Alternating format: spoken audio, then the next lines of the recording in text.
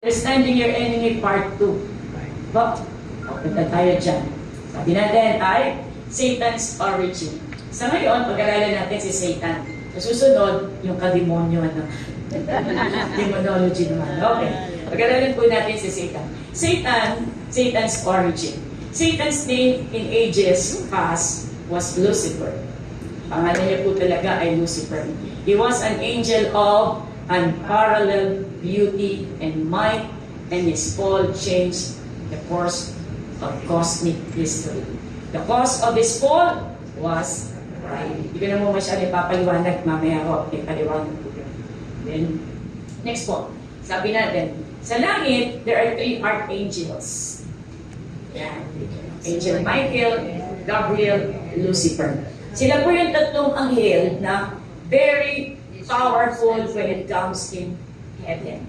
Sila po yan. Michael, he is the guardian angel of the nation of Israel. He is in charge of the military operations. Kaya kung may nakikita kayong mga miracles sa Israel, yan po, ang laging saklolo nila is si Angel Michael. Kaya kung in the book of Daniel, in the book of Ezekiel, yan po, andyan dyan si Angel Michael. Sumunod po ay si Gabriel. He is in charge of communications and the messengers of God.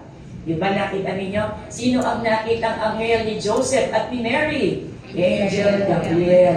Kasi nakita rin po siya ni Daniel at ni Ezekiel. Kasi he gives messages. Ano po?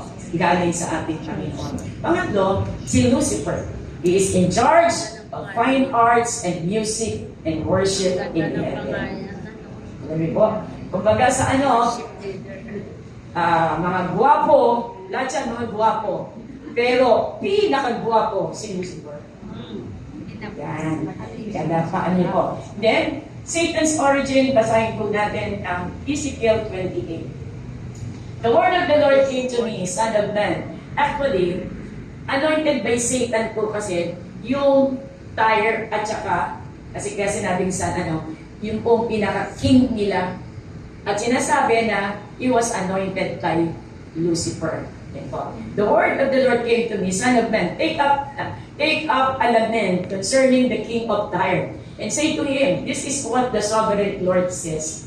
You were just kaya makita mo natin na ganun ba yung king of Tyre? Parang meron pong ganong realidad. Pero pag tinignan po ninyo, mas higit pa po doon. Kasi ang kinikwento po dito ay talagang si Lucifer. This is what the sovereign Lord says. You were the seal of perfection, full of wisdom, full of wisdom and perfect in beauty. You are in the Garden of Eden. Ano ibig sabihin po niya? Isa-isahin na nga natin. Balikan natin po dito na. The word of the Lord, sabi doon, you were seal of perfection. Pag sabi yung perfection, talagang perfecto. No? Magay guwapo, lahat, mula ulo hanggang paa, perfect. Wala kang masasabi. Ginoong perfect. Espiritu naman po yan, kaya walang mga ganun yan. Sabi doon, you are a seal of perfection, full of wisdom, perfect in beauty. Talagang super. Nako, super ang po. And then, you were in the garden of God. Ano yung garden of? You were in Eden, the garden of God. Kaya ibig sabihin, si Lucifer, siya mo ang nagbabantay doon sa garden. Ayun, nakuha yun. Kaya pala, siya yung nagbabantay doon sa Kaya nung pag nakikita niya si Adam and Eve, talaga yung nararamdaman niya? Nagseselos. Diba? Bakit parang mas mahal siya ni God? Bakit ganito? Yan, nasa isip niya, mahal na mahal kayo ni God, ha? Kaya, yun ang tinira niya. Para malungkot ang God. Di ba? Di ba pag tayo nalulungkot, higit na malungkot ang Lord pag nalulungkot tayo.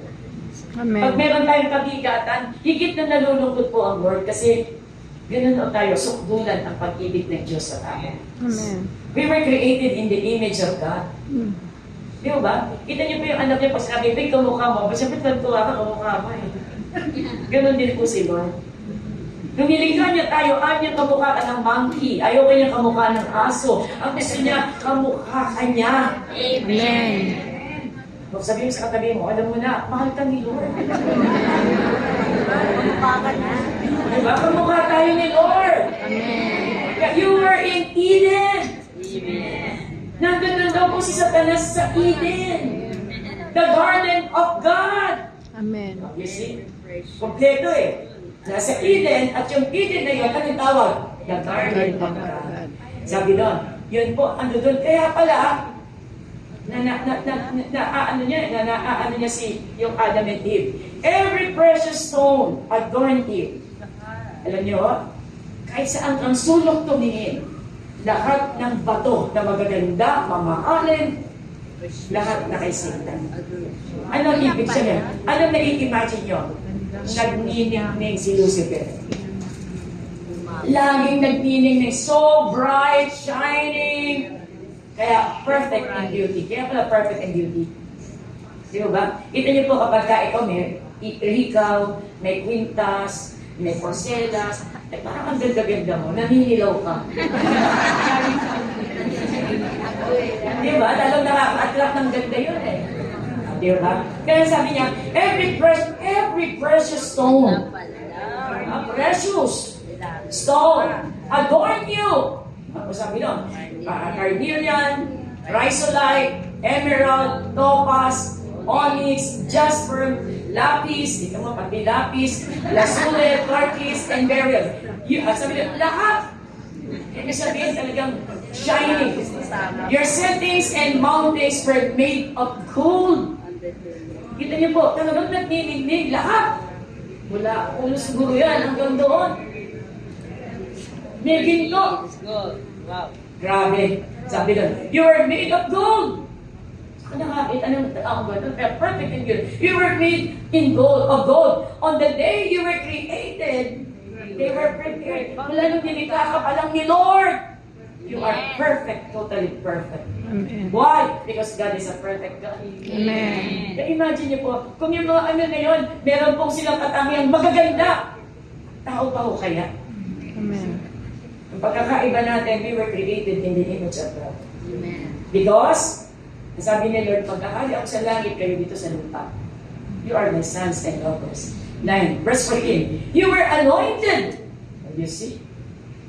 As guardian cherub. For so, I ordained you. Kaya si Satan, si Lucifer, anointed siya. Kaya full of power. Sabi lang, you were on the holy mount of God. You walk among the fiery stones.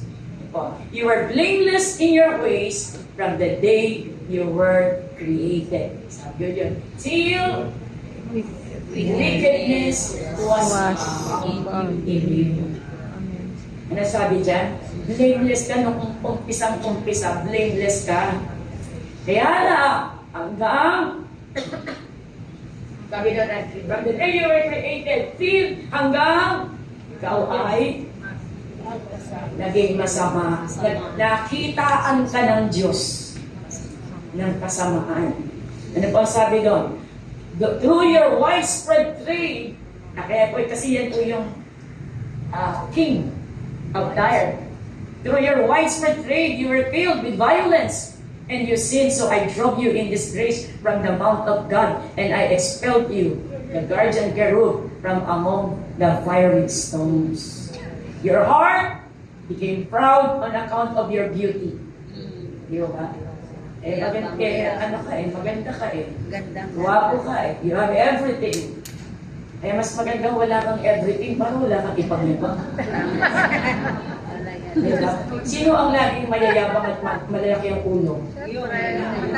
Mayayaman, magagaling, yung mga may everything. Kunin na lang ang everything natin si Lord. Amen. Amen. Kaya sabi doon, your heart became proud on account of your beauty. Ikaw ay naging palalo dahil sa iyong perfect nakatayuan. You corrupted your wisdom because of your splendor. Diba? So I threw you to the earth, I made a spectacle of you before the kings. Now, tingnan po natin. Ito naman po yung kay ano po, kay sabi dito. Alam niyo ba, hindi ko alam kung nandito po. Isaiah, yung 5 idols. Si Lucifer po, super ganda niya. Alam niyo ba, sapagkat siya po ang pinaka-chairman ng music ministry. Kapag nakikita mo si Satan, pagpasok pa lang niya Satan, naka-built-in na po ang mga lahat ng instrumento sa kanya. Kaya pagpapasok pa lang siya, CJ, pumunta ka nga dito. Tumunog ka nga dyan. Yan, para mas maganda yung epekto. Like any worship nga, pagpasok niya pa lang, ang ambience na nun, worship. Kaya siyempre, isang worship na tugtog lang. Ayan na. Kung baga, pagpapasok pa lang si Satan, lahat ng klase ng instrumento, drums, violin, keyboard, lahat-lahat. Pagpasok niya pa lang, everything is boom, boom. Yan si Lucifer. Pagpasok pa lang niya, lahat ng mga anghel, lahat ng mga nandun, the 24 elders are worshiping the living God because he himself is the chairman of music and worshiping in heaven. Kaya kapag papasok pa lang siya, naka-entrance na agad ang langit. Oh, amazing. Pero, parang yan si Lucifer, yan ganon. Nung hindi pa siya, hindi pinutog, nung hindi pa siya nagkakasala. Nung hindi pa siya nagkakasala, sapagkat nakadikit na lahat ng mga parts, ng mga musical instruments sa kanya. Everything in him is such a worshiping the Lord. Worshiping God. Yan na po yun. Pagpasok pa lang niya sapagkat built-in na sa kanya ang lahat ng instrumento. Name it, he has it in his body. Kasi yung pinaka-chairman. Thank you po. Yun po yun eh. Nakuha niyo po? Amen. Yung pagpapasok pa lang siya, entrada pa lang. Heavens are worshiping. Because all the musical instruments are built in his body. Dahil, nung siya'y nagkasala, hindi naman mo tinanggal yun. Kaya, ang music ay pinoportray ni Satan to deceive many. Yes. Minsan. That's why, di ba, pag kami narinig ang sobrang tugtugan, the devil knows because he was once there. Alam niya yun. Di ba? Kapag kumakita tayo, di ba, may kanta, would you try a little suicide? One little lang daw yun. See, that's the anointed. Kaya, you were anointed. And even today, he was anointed to deceive many. You see, kapag hindi mo kilala si Satanas, akala mo lang, hindi ka apektado. Ako noon, sumakay lang ng bus, may tugtog. Yung tugtog noon, mamaya pagbaba ko ng bus, kinakanta ko na. That's the anointing of Satan. Di ba? Pero pag pumunta ka ng worship service, ang ganda-ganda ng worship, pag lumabas ka, parang wala lang nangyari. Kasi ang God, He works in our hearts. Walang deception. Kaya kapag nakinig ka ng buong puso, yun magre-record. Pero kung hindi, it's all nothing. Amen. Emotionless. Kaya Satan's 5 eye wheels. Yan naman po ay Isaiah. Kanina, Ezekiel. Ngayon naman po, Isaiah 14:13 to 14. Tingnan po natin kung ano sinasabi. Sabi doon, I will ascend to heaven. Yan yung sinasabi ni Saint Lucifer. 5 eye wheel. Ako ay mag-a-ascend sa heaven. Apparently, Lucifer wanted to abide in heaven and desired equal recognition along God Himself. Gusto niya, pantay sila ni Lord. Taas ng pangarap niya. Bakit?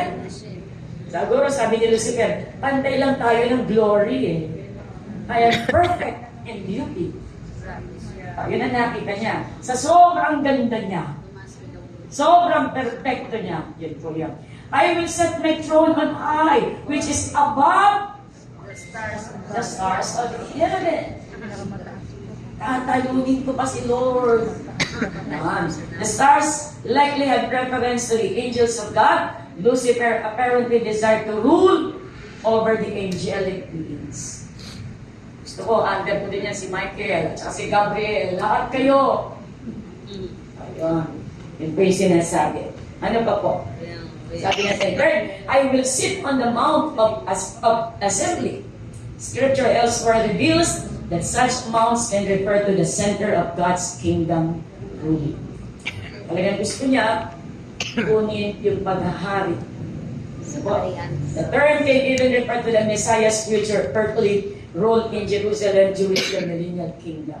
Kaya kita niyo po, sinasabi natin sa Book of Revelation, pati yung Trinity ng God, ginaya din ni Lucifer. Satan, di ba? Ganyan. The false prophets, Satan, the Antichrist, and the false prophets. Ginaya niya yung God the Father, God the Son, and God the Holy Spirit. Kaya, the 5 I wills of Satan. And then, I will ascend above the heights of the cloud. The Bible clouds often metaphorically represent the glory of God. Gusto niya, pati yung, kaya talagang gusto niya, equal siya kay God. So na yung sumunod, bilisan na po natin, alas 5 na, alas 8 na. I will make myself like grabe na to. Parang ano po, di ba, nag-a-ascend yung kanyang, yung kanyang pangarap. Mataas. Nangangarap. Hanggang dumating sa punto na ako'y magiging katulad na ng Diyos. I will make myself like God. Satan wanted to exercise the authority and control over the world that rightfully belongs to God alone. Kaya tandaan pa natin, sabi natin, hindi naman inalis. Yun ang maganda kay Lord eh. Hindi niya binawi yung meron si Lucifer. At yun pa rin po ang ginagamit niya ngayon. May tamang panahon para husgahan si Satanas. And then, sunod po, next slide. Atin natin, the character and goal of Satan. Satan's ultimate intention is to run you. Your destruction is his highest priority. Nawa makita po natin. Ang plano ng kaaway, sirain tayo. Di ba ang kanyang mission? Kung tayo nga may mission, si Satan din meron. Ano? John 10:10. The thief comes to steal, to kill, and to destroy. To steal the blessings God has for us. To steal, yan, to kill our lives. At gusto niya, pag namatay tayo, Destroy ours. ano, makasama natin siya sa impyerno. Diba? To steal, to kill, and to destroy us. Our relationship with the Lord.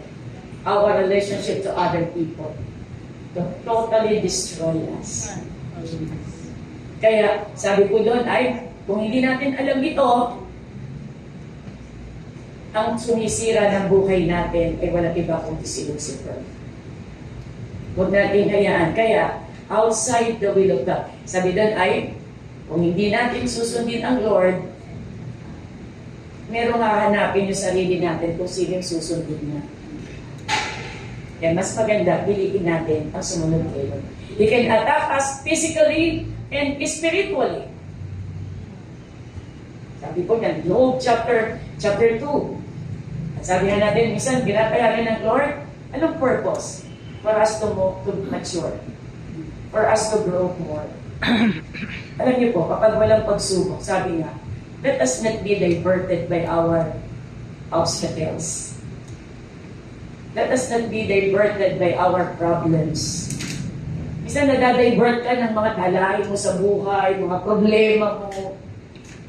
Kaya sabi ng Lord kay Joshua, be strong and of good courage.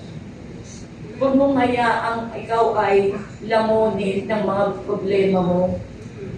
Kapag may problema ka, you give it to God. Hindi natin kaya yan. God, sabi ng Lord, come unto me. Ang dalahin ko ay napakagaan. Ikaw ay nabibigatan. Lumapit ka sa akin. Nabibigatan ka ba? Lumapit ka kay Lord. At huwag kang pumunta kung kani-kanino. Ang tingnan mo ang banal na kasulatan. At bibigyan ka ng mensahe ng ating Panginoon. Amen po? Kaya, he can attack us, yes. Pero alam natin, it's the devil. Kaya huwag kang mag-reply sa kanya. Parang nagme-message ka, huwag kang mag-reply sa kanya. Bahala ka sa buhay mo. I know my God of whom I am serving. Amen. So, sabi doon ay, they can sift questions and even fill their hearts to lie. Di ba si Pedro? Pinipilit kang ng kaaway, Pedro. Pero pinag-pray na kita. Kaya hindi na sinasabi ng Lord sa'yo. Pinipilit kang agawin ng kaaway. Pero huwag kang mag-alala, pinag-pray na kita. Sabi ng Lord. Yun yung paalala din po sa ating lahat. Pinupuno niya ng kasinungalingan ng ating puso. Kaya taniman mo ng salita ng Diyos. Psalm 119 verse 11. Sabi doon, no? Thy word have I hid in my heart that I may not sin against thee. Ang puso ay pinupuno ko ng salita ng Diyos. Psalm 141. Lord, guard my lips and the door of my mouth para wag akong magkasala. Psalm 144 verses 2 and 3. Sabi diyan, and then, if permitted by God, you can engage in destruction of the flesh. Kung ito'y pahintulutan ng Diyos, di ba sabi ni Paul, nothing can separate us from the love of God. Death, sickness, trials, persecutions, anything in this world. Walang pwedeng maghiwalay sa atin, sa ating Panginoon. Alam niyo po, hindi pinangako ng Lord na kapag born again ka, wala ka ng problema. Di ba? Alam niyo ba? Ito, kung madali lang naman ang kung lahat ng bagay na pinagagawa ng Lord sa atin ay madali, hindi mo na kailangan si Lord. Madali, kaya mo na yun eh. Kaya asahan mo na ang binigay na assignment ng Lord sa'yo, mahirap. Bakit? Kasi kailangan mo si Lord. Amen. Kasi kung kaya mo yan, hindi mo na kailangan si Lord. Naunawaan niyo po. Amen. Kaya huwag ka nang mangarap ng madali. Ang mag-win ng soul hindi madali. Mahirap po yun. Kaya kailangan mo si Lord. Yung mabago ang buhay mo, hindi ganun kadali. Kailangan mo si Lord. Kaya nga binigyan ka ng Lord ng Holy Spirit kasi hindi ganun kadali. Amen. Kung madali yan, hindi na natin kailangan si Lord. Kaya ang sabi ng Lord, apart from me, you can do nothing. Amen. Nagkakaintindihan po tayo. Amen. Sinasabi ko po ito sa inyo, pag may lumalapit sa inyo mga intercessors, at least alam niyo paano sumagot. Huwag kang mangarap na madali ang maging Kristiyano. Hindi po. The more we need Christ, the more we need the Holy Spirit, the more we must be intimate with the Lord. Amen po? Naiintindihan niyo? Kaya sabi ko din ay, maaring, sige, gaya na, ay bakit may sakit na cancer? Di ba pinagaling tayo ni Lord? Sabi nga natin, if permitted by God. Pero hindi rin sabihin kayo maging talunan. Sabi nga ng Lord, in this world you shall have tribulation, but be of good cheer, for I have overcome the world. Amen po? Amen. Kaya, kaya sabi ng be strong and of good courage. Alam niyo, pag nagbabasa ako ngayon ng Bible, tatlo lang. Pwedeng bali-baliktad. The promise, the program, the principle. Hanapin ko, asan ang principle dyan? Saan ang promise ni Lord? At nasaan ang programa ng Diyos? Di ba? Every time na may pinagagawa ang Lord, may programa siyang dadayo. Tignan niyo po yung Wall of Jericho. Di ba may programa siya? Ano programa niya? Iikot kayo ng 7 beses. Sa ika-7, saka kayo sisigaw. That's the program of God. Pero ano yung promise ni Lord? I will be with you. Di ba? Ano yung principle doon? Believe in God. Manampalataya ka. Ano po? Yun po. Saan tayo napupunta? He can tempt Christians and harass them. Pinapayagan siya, pinapintulutan siya. Pero ang sinasabi niya sa atin, greater is He that is in you than he who is in the world. Okay, next po. Ayan. Satan's vast experience. Meron pa pala. Ito po. Satan seeks to hinder Christians, ensnare them, devour them, accuse them. Marami pong mga pangalan sa Satanas. Gusto niya lamunin ka, gusto niya anuhin ka. Kasi gusto niya ulit ibalik ka sa kamay niya. Di ba sabi ng Lord, no one can snatch you in my hands. Amen. Maliban lang kung ikaw ang aalis. Pero ang sabi ng Lord kay John, kaya kayo, kanino kayo? Sabi ni John, Lord, kanino ba kami? Nasa iyo ang buhay, ba't kami aalis? Sana hindi po makita natin. Ano po? Kaya ano pa sabi ko dyan? Ay, he will do anything. Oh, you see? He will do anything he can to obstruct the purposes God desires to accomplish through Christ and His followers. Kasi nga, John 10:10, He is relentless in promoting false philosophies, false ministers, false doctrine, false religion. Isa lang na solusyon dyan, para walang false. Eh di magbasa ka ng Bible para lahat true. Eh false lahat eh, di dun ka sa true. Nasa ng true. Nasa ng truth. Eh di, eh word of God. Amen. Di ba? Ano pa po ang sumunod dyan? Sabi natin, and then, Satan's vast experience. Ano yan? Satan has vast experience in knowing how to bring Christians down. Alam niya mo yan. 2,000 taon na ulit kapag hindi ka siya naging expert dyan. Kaya huwag tayong magtiwala sa sarili natin. Amen. You trust God. He Amen. has been observing humans since the fall and knows what tactics will most likely to... Alam niyo po, nahuhok tayo ni Satan when you confess, when you declare, when you speak. Kaya nalalaman ng kaaway dahil yun ang sinasabi natin natin. Kaya kailangan maging nag-ingat po tayo. Christians, beware! You are being stalked and observed as a prelude to an attack. Alam niyo po, sabi nga, may stalker tayo sa Satan. Lagi niyong binabantayan kung kailan ka mahina. Kapag hindi tayo nagpo-quiet time, yari ka. Kung noon pinadala niya 10, this time 50. Kung hindi ka pa rin nag-give in, dadagdagan niya yung kanyang armies 100. Hindi ka pa rin nag-give in, dadagdagan niya 500. Hindi ka pa rin nag-give in, he never quits. Christians, don't quit. Amen. Satan yan, hindi nagpo-quit eh. Bakit ka nagpo-quit? Amen.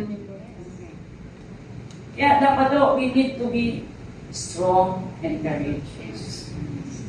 Amen po? Meron tayong stalker. Amen. At pag nagkamali tayo, may nagre-rejoice. Yan. Kaya sabi nun ay, do not be discouraged by oppositions.